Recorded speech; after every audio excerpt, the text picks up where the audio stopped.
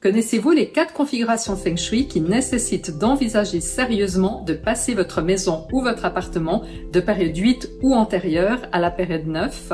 Regardez cette vidéo uniquement si vous êtes déjà bien familiarisé avec les principes du Feng Shui des étoiles volantes.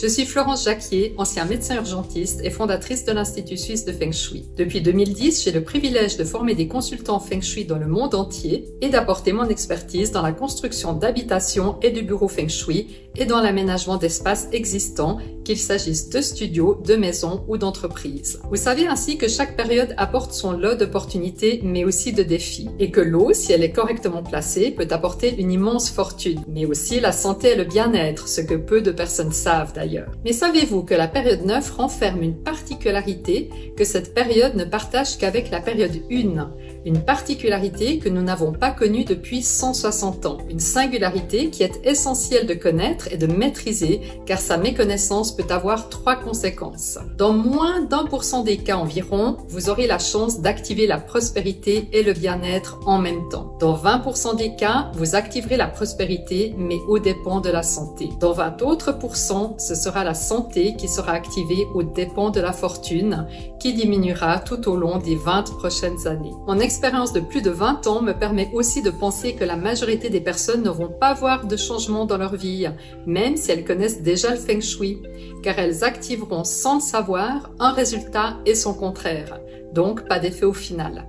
Et pour les plus malchanceuses, il est possible qu'environ 9% d'entre elles voient non seulement leurs économies fondre comme neige au soleil, mais aussi leur santé se dégrader.